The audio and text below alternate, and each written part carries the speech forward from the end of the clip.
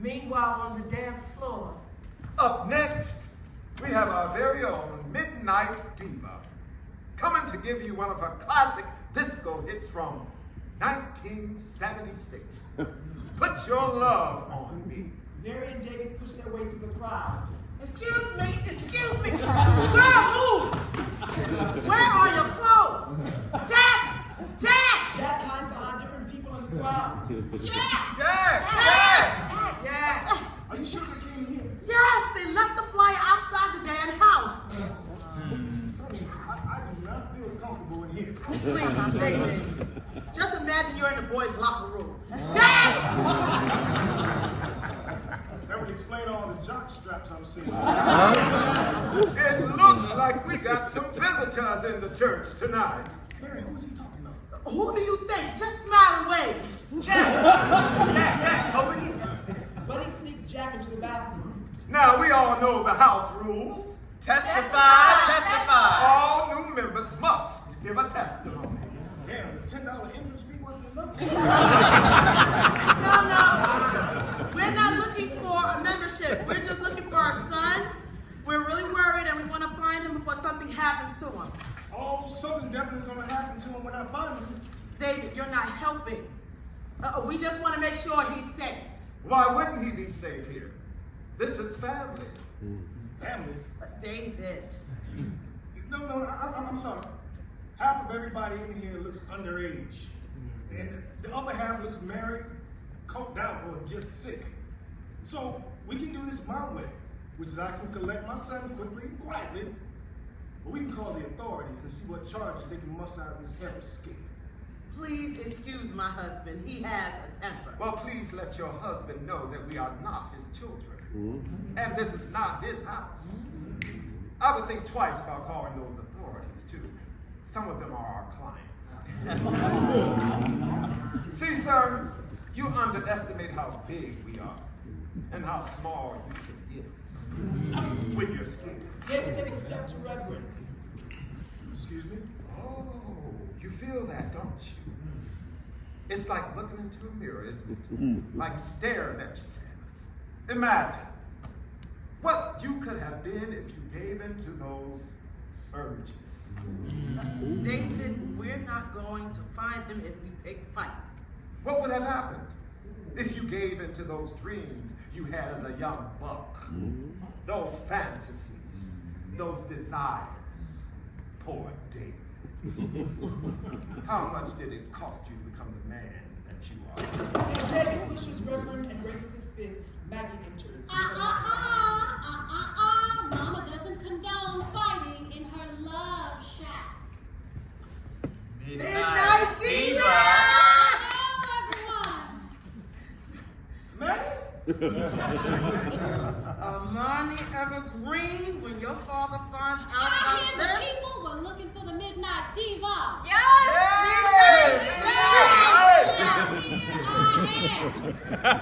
Here to help you through those lonely nights. Can I slow it down for y'all tonight? Now I want to dedicate this song to all the lovers in the house. Grab a special someone or a special cocktail and bring them to the dance floor immediately.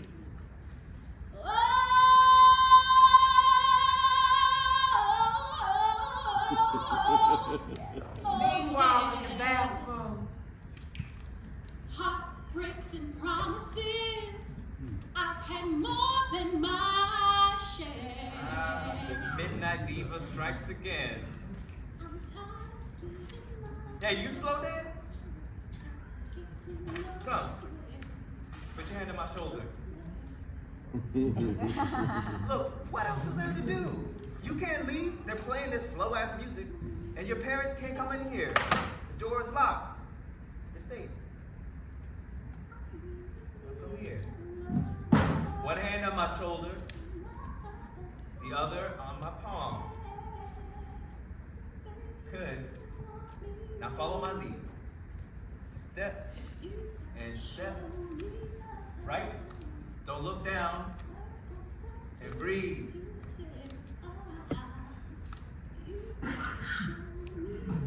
You know, I had to do this with my father's boss's daughter at her sweet 16. Some rich white Jewish girl. My father really wanted a promotion, so he asked me to date her, and I did. The more the girl wanted to see me, the more FaceTime my father would get with his boss. Next thing you know, our house got bigger, our clothes got nicer, we got happy. We were happy. And then one day, the girl, she asked me for one huge favor, to take her virginity. I didn't want to do it, obviously, but I knew how much the job meant to him, how much money he was raking in, but I couldn't. So I told him that I didn't want to fuck her, and you know what he said to me? He said, "A little pussy won't hurt nobody." And then he smiled. I knew in that moment that it costs to be part of the family. So I ran away. Been on my own for a little over a year. And sometimes I do ask myself, should I go back? Should I just pay it? The cost? Sacrifice my desires in exchange for having a family? But there are some parts of myself that I'm just not willing to give up, even if that means being alone.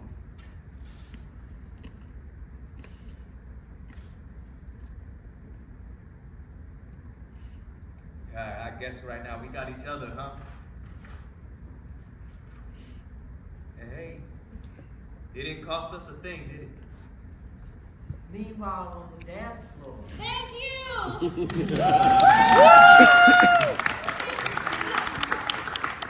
Now, this next song I wrote in 1970, well, a long time ago.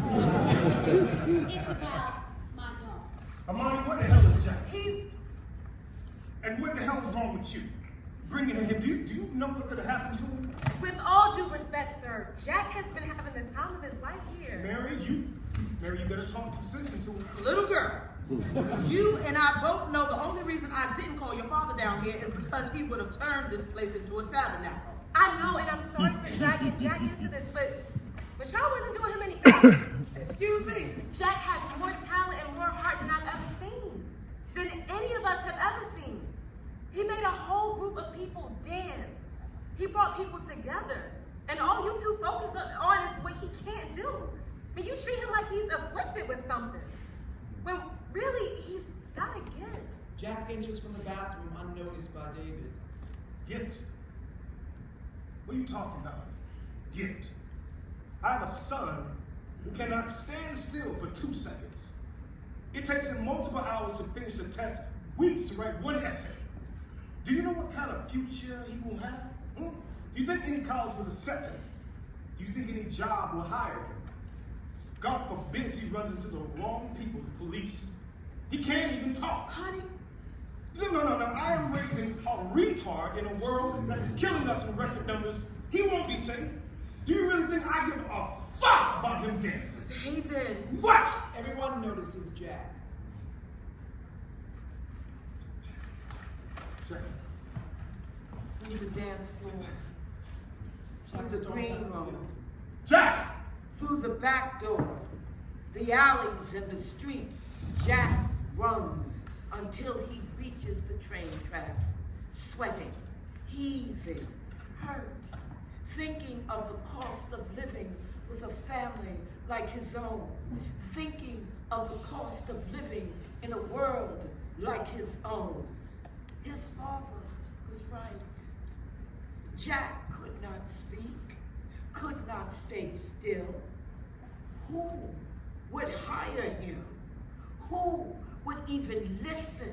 The sound of a train is heard in the distance. Jack can hear it and feel it because somehow Jack has found himself on those very same tracks. Jack, get off of there!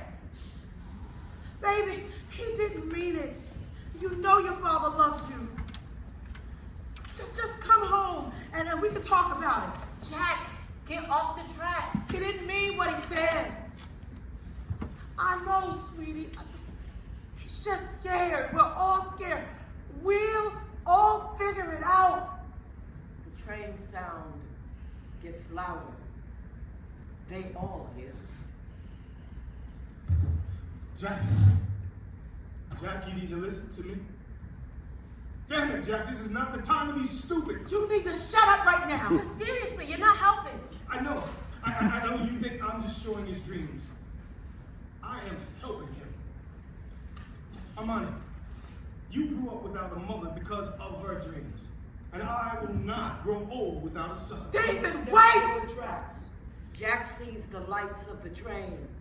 He feels the vibrations of the tracks. He closes his eyes and he thinks of dreams of Janet, Diana, Madonna, of Reverend and Maggie and the warehouse, of the thin black and brown bodies dancing in the smoke, of Buddy and his father and the cost of it all, the sickness, the prayer closets, the The music. train horn. The train speeds like a stampede of oxen, unstoppable. Poor David. He thought he was fast and strong enough to snatch his son in time, but as usual, he overestimated his powers.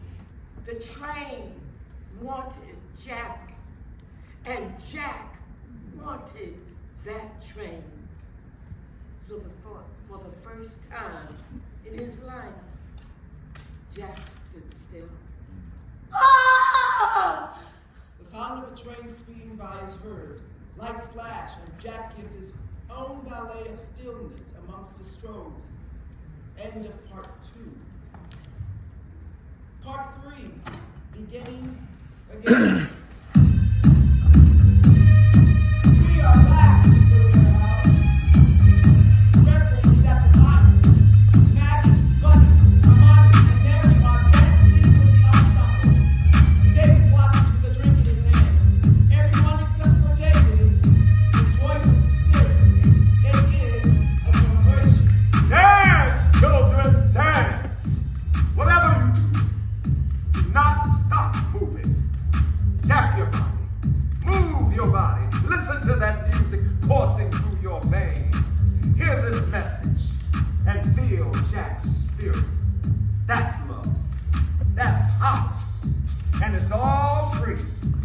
Well, once you pay your $10 interest, of course. Tonight, I want to tell you a story about the beginning. In the beginning, there was Jack. Jack! And Jack had a groove. And from this groove came the groove of all grooves. And while one day viciously throwing down on his box, Jack boldly declared, "Let there be house." And house music was born.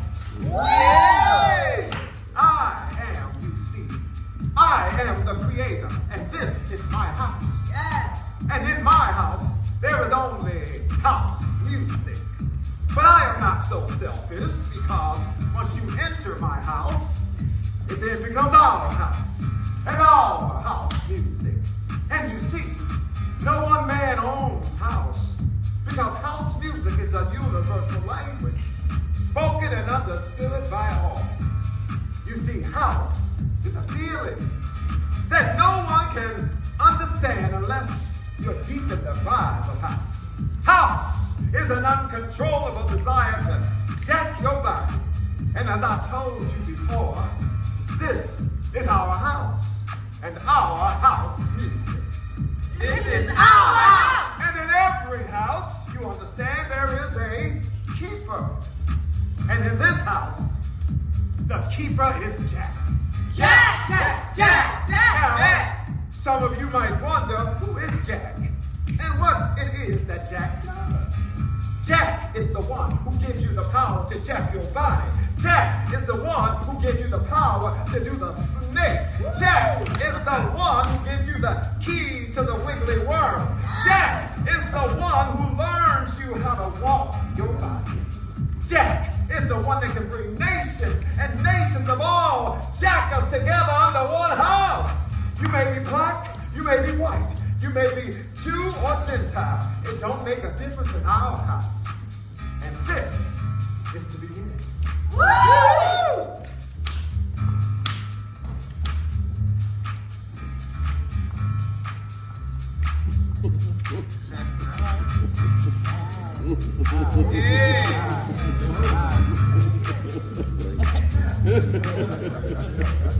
Mary and David separated 1 year after Jack's death.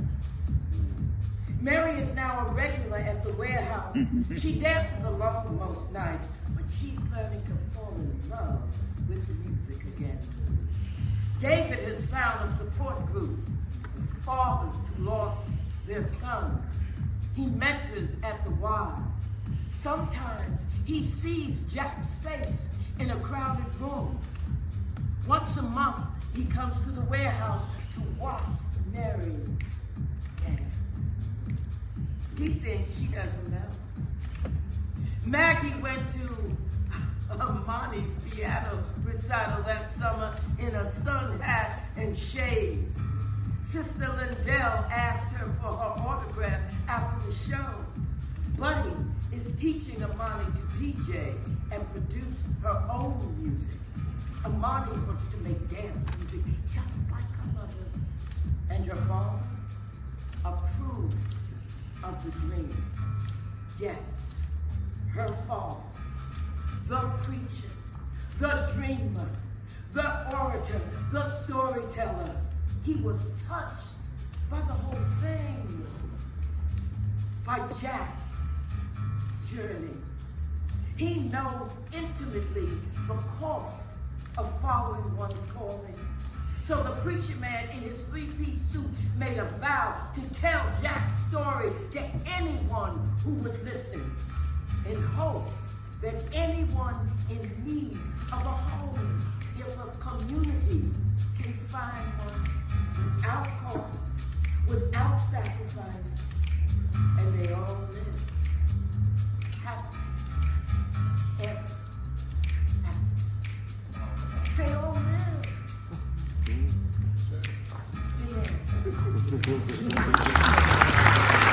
Now, dance, bitches! Dance for Jack!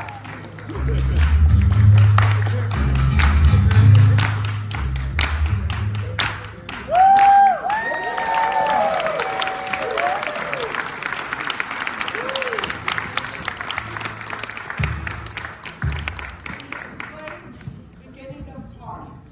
There will be a 5-minute intermission, and we're going to have a brief talk back.